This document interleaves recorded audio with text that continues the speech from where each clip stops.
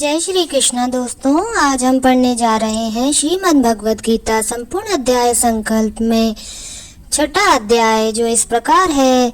श्री भगवान बोले, जो पुरुष कर्म फल का आश्रय न लेकर करने योग्य कर्म करता है वह सन्यासी तथा योगी है, और केवल अग्नि का त्याग करने वाला सन्यासी नहीं है तथा केवल क्रियाओं का त्याग करने वाला योगी नहीं है। हे अर्जुन, जिसको सन्यास ऐसा कहते हैं उसी को तू योग जान, क्योंकि संकल्पों का त्याग न करने वाला कोई भी पुरुष योगी नहीं है। योग में आरूढ़ होने की इच्छा वाले मननशील पुरुष के लिए योग की प्राप्ति में निष्काम भाव से कर्म करना ही हेतु कहा जाता है, और योगारूढ़ हो जाने पर उस योगारूढ़ पुरुष का जो सर्व संकल्पों का अभाव है वही कल्याण में हेतु कहा जाता है। जिस काल में ना तो इंद्रियों के भोगों में और ना कर्मों में ही आसक्त होता है, वह काल में सर्व संकल्पों का त्यागी पुरुष योगारूढ़ कहा जाता है।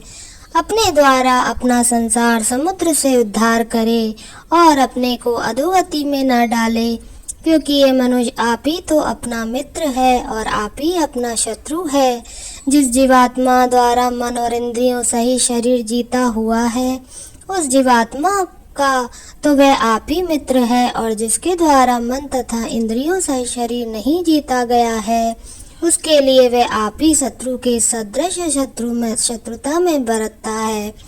सर्दी गर्मी और सुख दुख आदि में तथा मान और अपमान में जिसके अंतःकरण की वृत्तियां भली भांति शांत है, ऐसे स्वाधीन आत्म वाले पुरुष के ज्ञान में सच्चिदानंद परमात्मा सम्यक प्रकार से स्थित है, अर्थात उसके ज्ञान में परमात्मा के सिवा अन्य कुछ है ही नहीं। जिसका अंतःकरण ज्ञान विज्ञान से तृप्त है, जिसकी स्थिति विकार रहित है, जिसकी इंद्रियां भली भांति जीती हुई हैं और जिसके लिए मिट्टी पत्थर और स्वर्ण समान है, वे योगी युक्त अर्थात भगवत प्राप्त है, ऐसा कहा जाता है। सुहृद मित्र वैरी उदासीन मध्यस्थ द्वेष और बंध गुणों में धर्मात्माओं में और पापियों में भी समान भाव रखने वाला अत्यंत श्रेष्ठ है। मन और इंद्रियों सही शरीर को वश में रखने वाला आशा रहित और संग्रह रहित योगी अकेला ही एकांत स्थान में स्थित होकर आत्मा को निरंतर परमात्मा में लगावे। शुद्ध भूमि में जिसके ऊपर क्रमशः कुशा मृगशाला और वस्त्र बिछे हैं, जो ना बहुत ऊंचा है और ना बहुत नीचा, ऐसे अपने आसन को स्थिर स्थापन करे। उस आसन पर बैठकर चित्त और इंद्रियों की क्रियाओं को वश में रखते हुए मन को एकाग्र करके अंतःकरण की शुद्धि के लिए योग का अभ्यास करे।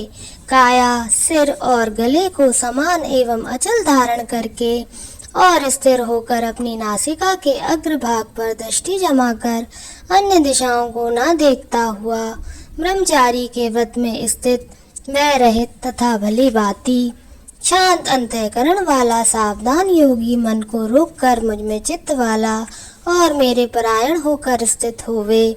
वश में किए हुआ मन वाला योगी इस प्रकार आत्मा को निरंतर मुझ परमेश्वर के स्वरूप में लगाता हुआ मुझ में रहने वाली परमानंद की प्रकाष्ठा रूप शांति को प्राप्त होता है। हे अर्जुन, ये योग ना तो बहुत खाने वाले का, ना बिल्कुल ना खाने वाले का, ना बहुत शयन करने के स्वभाव वाले का और ना सदा जागने वाले का ही सिद्ध होता है। दुखों का नाश करने वाले योग तो यथा योग आहार विहार करने वाले का, कर्मों में यथा योग्य चेष्टा करने वाले का और यथा योग्य सोने तथा जागने वाले का ही सिद्ध होता है। अत्यंत वश में किया हुआ चित्त जिस काल में परमात्मा में ही भली भांति स्थित हो जाता है, उस काल में संपूर्ण भोगों से स्पृहा रहित पुरुष योग युक्त है, ऐसा कहा जाता है।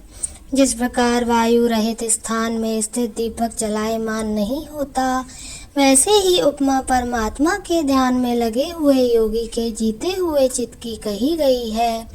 योग के अभ्यास से निरुद्ध चित्त जिस अवस्था में उपराम हो जाता है और जिस अवस्था में परमात्मा के ध्यान से शुद्ध बुद्धि सूक्ष्म बुद्धि द्वारा परमात्मा को साक्षात करता हुआ सच्चिदानंद परमात्मा में ही संतुष्ट रहता है, इंद्रियों से अतीत केवल शुद्ध हुई सूक्ष्म बुद्धि द्वारा ग्रहण करने योग्य जो अनंत आनंद है, उसको जिस अवस्था में अनुभव करता है और जिस अवस्था में स्थित यह योगी परमात्मा के स्वरूप से विचलित होता ही नहीं, परमात्मा की प्राप्ति जिस लाभ को प्राप्त होकर उससे अधिक दूसरा कुछ भी लाभ नहीं मानता, और परमात्मा प्राप्ति रूप जिस अवस्था में स्थित योगी बड़े भारी दुख से भी चलायमान नहीं होता, जो दुख रूप संसार के संयोग से रहित है तथा जिसका नाम योग है, उसको जानना चाहिए।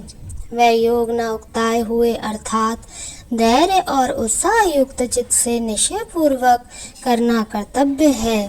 संकल्प से उत्पन्न होने वाली संपूर्ण कामनाओं को निःशेष रूप से त्याग कर और मन के द्वारा इंद्रियों के समुदाय को सभी ओर से भली भांति रोक कर क्रम क्रम से अभ्यास करता हुआ उपरति को प्राप्त हो तथा धैर्य युक्त बुद्धि के द्वारा मन को परमात्मा में स्थित करके परमात्मा के सिवा और कुछ भी चिंतन न करे। ये स्थिर न रहने वाले और चंचल मन जिस शब्द आदि विषय के निमित्त से संसार में विचरता है, उस विषय से रोककर यानी हटाकर इसे बार बार परमात्मा में ही निरुद्ध करे, क्योंकि जिसका मन भली प्रकार शांत है, जो पाप से रहित है और जिसका रजोगुण शांत हो गया है, ऐसे सच्चिदानंदन पर ब्रह्म के साथ एक ही भाव से हुए योगी को उत्तम आनंद प्राप्त होता है। वह पाप रहित योगी इस प्रकार निरंतर आत्मा को परमात्मा में लगाता हुआ सुखपूर्वक पर ब्रह्म परमात्मा की प्राप्ति रूप अनंत आनंद का अनुभव करता है। सर्वव्यापी अनंत चेतन में एक ही भाव से स्थित रूप योग से युक्त आत्म वाला तथा सम्य स्वभाव से देखने वाला योगी आत्मा को संपूर्ण भूतों में स्थित और संपूर्ण भूतों को आत्मा में कल्पित देखता है। जो पुरुष संपूर्ण भूतों में सबके आत्म रूप मुझ वासुदेव को ही व्यापक देखता है और संपूर्ण भूतों को मुझ वासुदेव के अंतर्गत देखता है, उसके लिए मैं अदृश्य नहीं होता और वो मेरे लिए अदृश्य नहीं होता। जो पुरुष एक ही भाव में स्थित होकर संपूर्ण भूतों में आत्म रूप में स्थित मुझ सच्चिदानंद वासुदेव को भजता है, वह योगी सब प्रकार से बरतता हुआ भी मुझ में ही बरतता है। हे अर्जुन, जो योगी अपनी भांति संपूर्ण भूतों में सम देखता है और सुख अथवा दुख को भी सब में सम देखता है, वह योगी परम श्रेष्ठ माना गया है। अर्जुन बोले, हे मधुसूदन, जो ये योग आपने संभाव से कहा है, मन के चंचल होने से मैं इसकी नित्य स्थिति को नहीं देखता हूँ, क्योंकि हे कृष्ण, ये मन बड़ा चंचल प्रमथन स्वभाव वाला, बड़ा दृढ़ और बलवान है, इसलिए उसका वश में करना मैं वायु को रोकने की भांति अत्यंत दुष्कर मानता हूँ।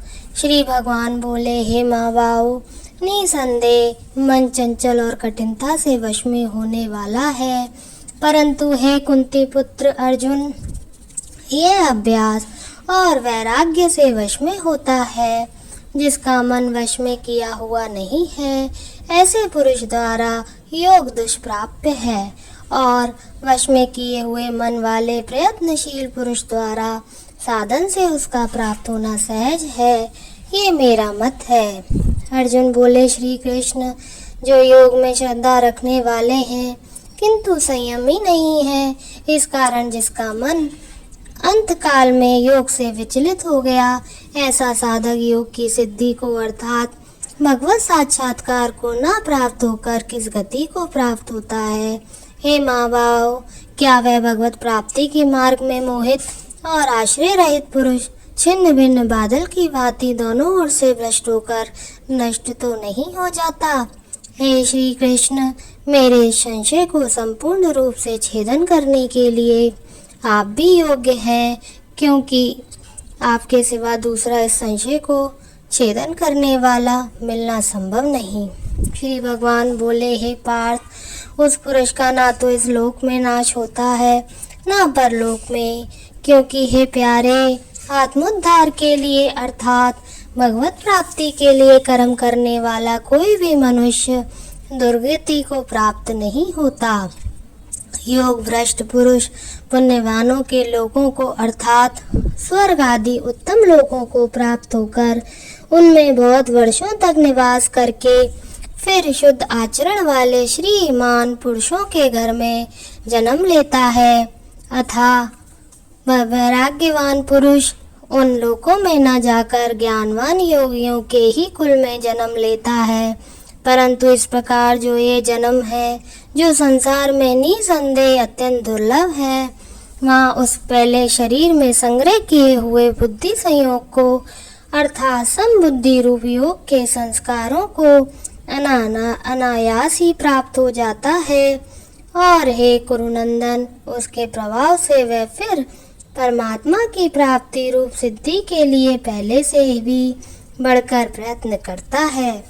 वह श्रीमानों के घर में जन्म लेने वाला योग भ्रष्ट पराधीन हुआ भी उस पहले के अभ्यास से ही निसंदेह भगवान की ओर आकर्षित किया जाता है तथा समबुद्धि स्वरूप योग का जिज्ञासु भी वेद में कहे हुए सकाम कर्मों के फल को उल्लंघन कर जाता है। परंतु प्रयत्न पूर्वक अभ्यास करने वाला योगी तो पिछले अनेक जन्मों के संस्कार बल से इसी जन्म में संसिद्ध होकर संपूर्ण पापों से रहित हो फिर तत्काल ही परम गति को प्राप्त हो जाता है।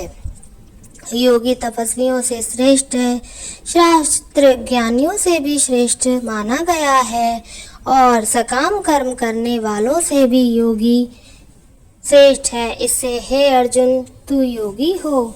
संपूर्ण योगियों में भी जो श्रद्धावान योगी मुझ में लगे हुए अंतरात्मा से मुझको निरंतर भजता है, वह योगी मुझे परम श्रेष्ठ मान्य है। ओम श्री तत्सति श्रीमद्भगवद गीता सुपनिषदु ब्रह्म विद्यायां योग शास्त्रे श्री कृष्ण अर्जुन संवादे आत्म संयम योगो नाम षष्ठो अध्याय। श्री कृष्ण गोविंद हरे मुरारे, हे नाथ नारायण वासुदेव। जय श्री कृष्ण।